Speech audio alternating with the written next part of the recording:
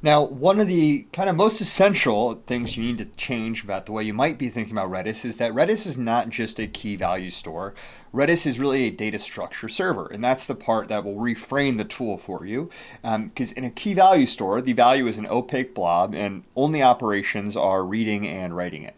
In Redis, that value is an actual data structure with its own operations that run server side. So you don't fetch a list to modify it, you tell Redis to go modify the list. So let's say I want to walk 7 of these with a live CLI, and for each one I care less about the commands rather than the problem it solves, right? So first, if I want to set a user session, right, I can set that with the set command, set or get with a string, right, and I can pass that a byte blob up to half a gigabyte. And the part that's more interesting is that Redis even knows when a string looks like a number. So if you say set pipelines row process 0, it knows that's a number. It also has increment by, so you can increment by 1 or 500. So that's an atomic counter with no read, modify, write cycle and no race between workers, which if you've tried to build a counter in Postgres, that's what you wanted, right? Because there you might be fighting with row locks. In this case, right, Redis is able to handle all those happening sequentially. And then you also have things like hashes, which are a map inside a key with field value pairs that you can read and write individually. And the reason that this beats storing JSON in a string is that you can update one field without deserializing, mutating, and rewriting the whole blob. So picture a feature store row with 40 features, where 3 of them change every minute. With JSON, you rewrite 40 fields to change 3, but with a hash, you can just write 3. And next, you have lists, which are things like linked lists. You can push and pop from either end. So BR pop is really the one to notice here, where it's a blocking pop. So the client actually waits up to 30 seconds for work to appear instead of hammering the server in a polling loop. And that gives you a job queue and 2 commands. And it's crude next to a real broker, no retries and no acknowledgement. But for moving file paths between internal pipeline stages, it's often enough. Then you have sets, which hold unique members with no ordering, and they do set algebra server side, so different things like functions. Let's say intersecting 2 audience segments without pulling either one across the network, which is really nice. And the command that matters most for us is sysmember, which is a constant time, have I seen this ID before? And that's your deduplication primitive, and it'll show up again in the streaming section. Then sorted sets give every member a float score and keep members ordered by that score. And this is one of the most underused structures in Redis. Leaderboards are a textbook example of this use case, and they're also why most data engineers assume sorted sets aren't for them. The use case is that for you it's, hey, sliding window rate limiting, right? You score every request by its timestamp, drop everything outside the window, count what's left. And then you have things like ZAD, rate limit, right? And those are 3 commands where you get an exact sliding window with none of the boundary problems you get from fixed buckets, and you can pipeline them, and then it's just a single round trip. And then you also have streams. And streams are an append-only log with consumer groups, and this is the Kafka JSON structure, so it gets the whole section. Later in this video, I'll go through it in detail.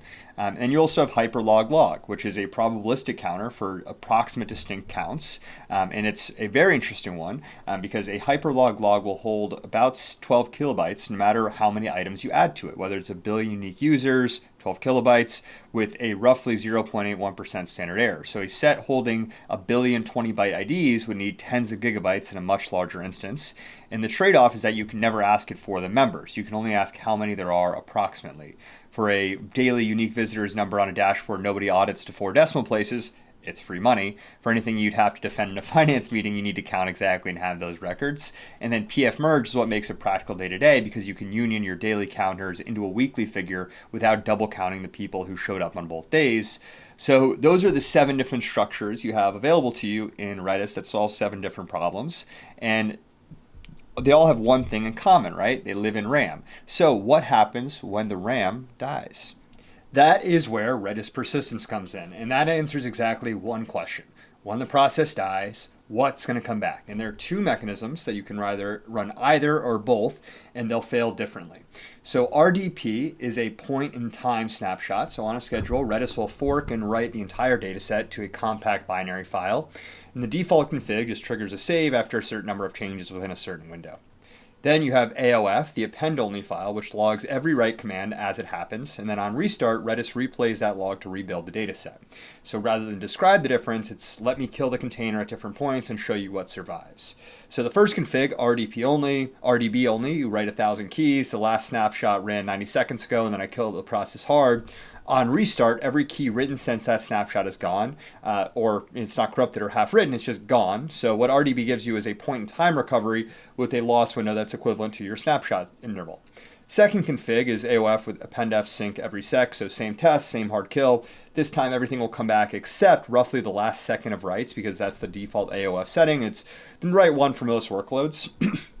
And then third, you have AOF with append sync always. So every write gets fsynced to disk before the client receives an acknowledgement, so nothing is lost at all.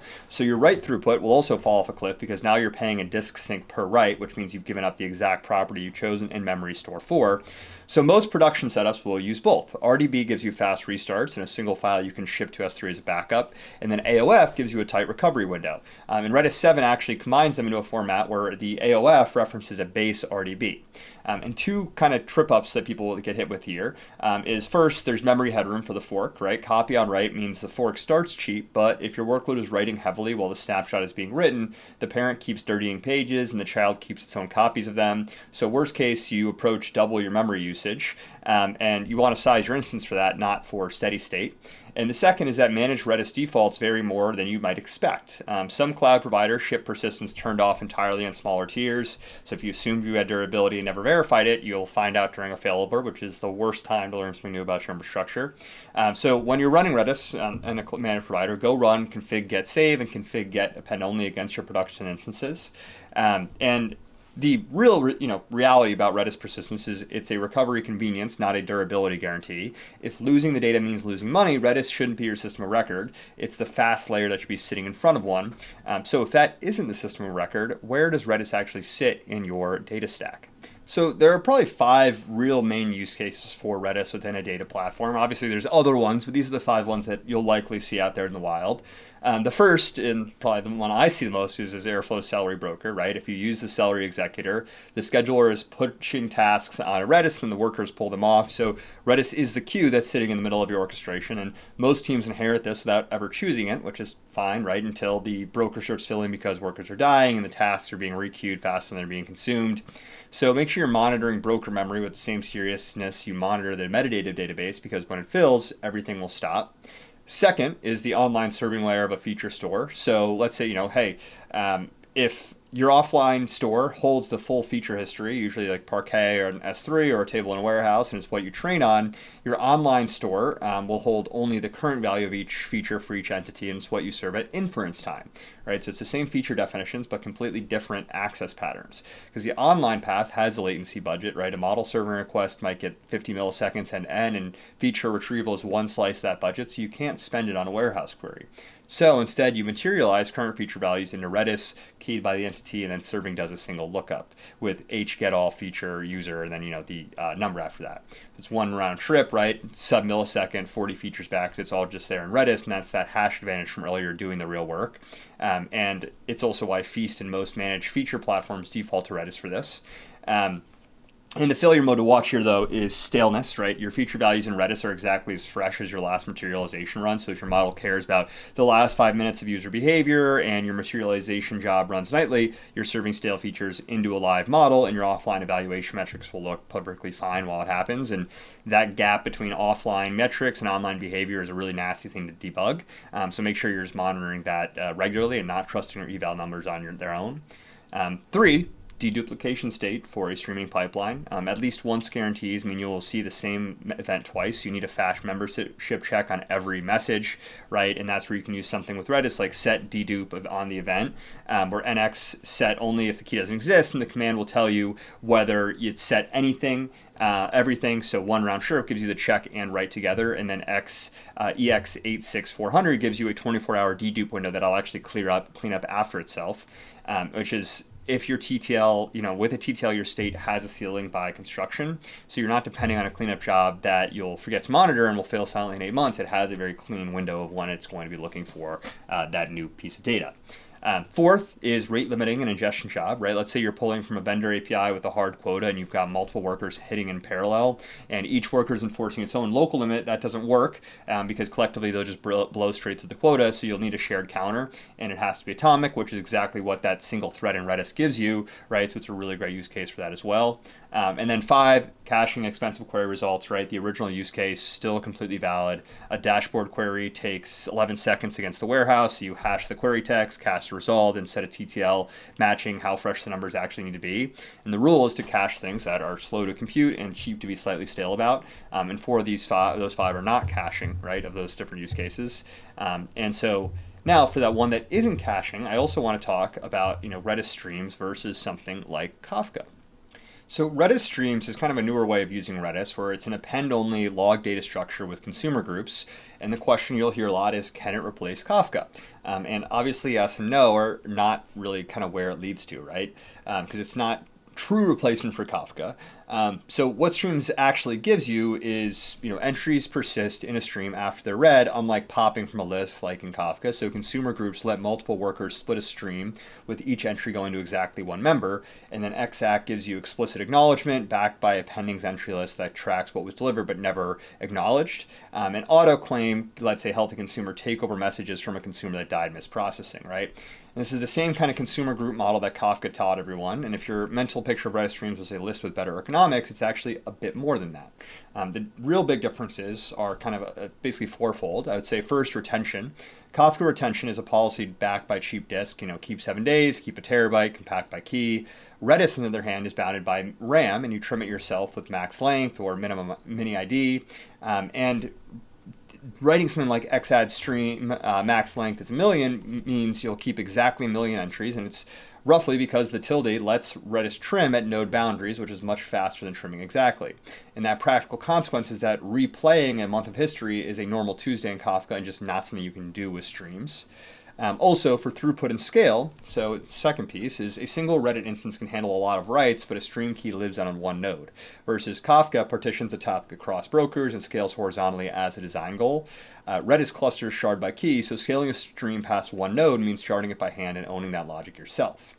Then you also have ecosystem, and this is a gap that a lot of people underweight, but Kafka has connects, schema registry, KSQLDB, a Flink integration, and a documented path into every warehouse, versus Redis Streams has client libraries and not much else. So if your architecture assumes a Debezium connector or a managed sync into Snowflake, you're probably just going to need to use Kafka. And then finally, operational maturity, right? Kafka's been in large scale event pipelines for over a decade, and it comes with runbooks and failure literature. But Streams shipped only back in 2018 and has seen a lot less production mileage. So I'd say Redis Streams is a good fit when your throughput fits comfortably inside one instance. Your consumers run close to real time, so you don't need long retention, or you already operate Redis and don't want to take on a second distributed system. And losing a bounded window of events is a hard failure that you can live with. But you're going to want to reach for Kafka when you need replay, when multiple independent consumer groups read the same data for different purposes, when you need to scale past a single node, or when you need the connector ecosystem. And so the short answer is, if you're unsure whether Streams is enough, it probably is. Teams that need Kafka usually know exactly why they need it for their use case. So that's everything I wanted to cover in this video today, right? And so just to kind of recap it back at you, Redis is an in-memory data structure server where everything lives in RAM, which is what gives you sub-millisecond latency and what costs you capacity and durability, and every other property follows from that. It's not a key value store. You can store strings, hashes, lists, sets, sorted sets, stream, HyperLogLog. They all solve different problems. They're all different data types that are available within Redis. And the two nobody uses are two that will help a lot of data engineers: sorted sets and HyperLogLog. And persistence with Redis is a recovery convenience, not a durability guarantee. RDB loses everything since the last snapshot. AOF with every sec loses about a second. AOF with always loses nothing and costs you the throughput you came to Redis for in the first place. And in a data platform, Redis will typically sit in one of 5 places: Airflow Celery Broker, Feature Store's online serving layer, deduplication state for streaming pipelines, shared rate limiting off ingestion workers, and caching expensive query results. So those are everything you need to know about Redis to get started with it. So I hope you enjoyed this video. I hope you learned something. I hope you have a great rest of your day. Data Guy out.